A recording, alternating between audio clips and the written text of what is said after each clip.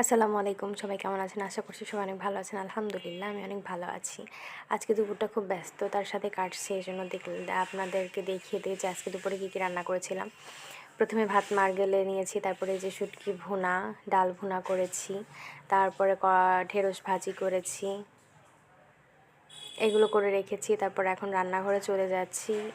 বাইরে প্রচুর বৃষ্টি হচ্ছে, কারেন্ট নাই, এর মধ্যে অবস্থা খুবই খারাপ। মশলা বেটে নিয়েছি আমি, তারপরে লাউ ভাজি করব, এই জন্য লাউ কুচিয়ে নিয়েছি। তারপর লাউ ভাজির জন্য পেঁয়াজ কাঁচামরিচ নিয়ে নিয়েছি, আর হচ্ছে মুরগির মাংস কেটে নিয়েছি, মুরগি রান্না করব।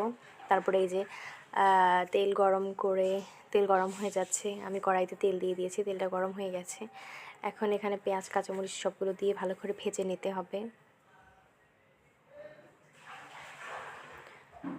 পেঁয়াজ কাঁচামরিচ দিয়ে দিয়েছি, এখন এটাকে ভালো করে ভেজে নিতে হবে। আর আজকে খুব তাড়াহুড়া করতেছি, মানে এখন বেলা বাজে 3:30টার মতো। দুপুরে আমাদের এখনও কারোর খাওয়া হয়নি, এই জন্য খুব তাড়াহুড়োয় আছি। তাই এই আরেক চুলায় কড়াই দিয়ে এখানে হচ্ছে মাংসটা বসিয়ে দেব। এজন্য কিছু পেঁয়াজ কুচি দিয়েছি, আর আমি মশলা যেখানে বেটে রেখেছিলাম সেখানে আদা রসুন জিরা পেঁয়াজ সবটাই বেটে দিয়েছি, তারপরেও একটু পেঁয়াজ কুচি দিয়ে দিলাম। এখন দেখতেই তো পাচ্ছেন দুই পাশে দুইটাকে নাড়তেছি।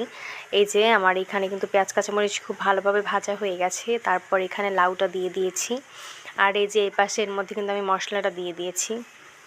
তারপরে এই যে এই লাউয়ের মধ্যে লবণ দিলাম, সামান্য একটু হলুদ দিলাম, এখানে আর কোনো পানি দেওয়ার প্রয়োজন নেই। এই যে তারপরে আবার এই পাশে এখানে হলুদ দিয়ে দিলাম মশলাটা কষানোর জন্য। আমি কিন্তু দুই পাশে দুইটা করতেছি, একই সাথে নাড়ানাড়ি করতেছি। তারপরে হচ্ছে এখানে লবণ দিয়ে দিয়েছি, এখন আবার এটাকে নেড়ে নিতে হবে। এই যে লবণটা আর হলুদটা মিক্সড করে নিতে হবে। আর এখানে কিন্তু আমি কোনো প্রকারের পানি অ্যাড করব না। লাউ ভাজিটা কিন্তু লাউয়ের থেকে এমনিতেই পানি বের হয়ে যাবে, উচ্ছিষ্ট পানিটা শুকিয়ে গেলেই লাউটা সিদ্ধ হয়ে যাবে।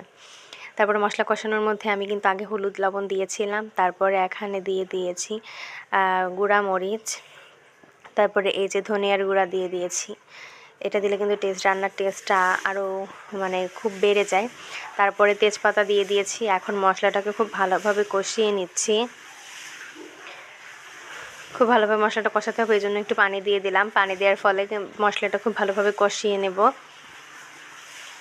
তারপরে এই যে মশলাটা কষানো হয়ে গেছে, এখানে মুরগির মাংসগুলো দিয়ে দিচ্ছি।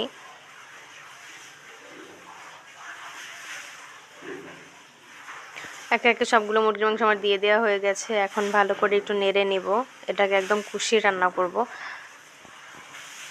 তাজা তাজা মুরগির মাংস কিন্তু কষিয়ে রান্না করে খেলেই বেশি ভালো লাগে, মজা লাগে। এই যে এটা কষাতে দিয়ে দিয়েছি, ঢাকনা দিয়ে ঢেকে দিয়ে দিয়েছি। তারপরে এই যে এখন এখানে গরম মশলা দিয়ে দিচ্ছি, তারপরে গরম মশলা দিয়ে একটু উল্টে পাল্টে দিব, তারপর আবার ঢাকনা দিয়ে ঢেকে দেব। এই যে লাউ থেকে কিন্তু পানি বেরিয়ে গেছে, লাউতে আমি কোনো পানি দেই নাই। আর এই যে আমার মুরগির মাংসটা কিন্তু খুব ভালো করে কষানো হয়ে গেছে। তারপরে এখানে আমি কিছু কাঁচামরিচ ভেঙে ভেঙে দিয়ে দিয়েছি, এতে করে ঘ্রাণটা অনেক সুন্দর হবে। এই যে একদম পারফেক্টভাবে কিন্তু কষানো হয়ে গেছে। তারপর আমি আরেকটু কষিয়ে নেব, এই জন্য আমি ঢেকে দিয়েছি। আর এই যে আলু কেটে নিয়েছি, আলু দিয়ে দেব। এই যে মুরগিটা কিন্তু কষানো হয়েছে, তারপর আমি একটু নাড়া দিয়ে দিলাম। তারপরে এই যে এখন লাউগুলো আলু দিয়ে দিয়েছি। আলুর সাথে মাংসটা খুব ভালোভাবে মিশিয়ে নিতে হবে। তারপরে আমি যেটুক ঝোল দেব, আমি প্রয়োজন অনুযায়ী সেই ঝোলটুক দিয়ে দেব এখানে। এই যে যেহেতু আলু দিয়েছি এই জন্য একটু ঝোল ঝোল করবো, এই কারণে ঝোল দিয়ে দিয়েছি। তারপর এখন এটাকে ঢেকে দেব,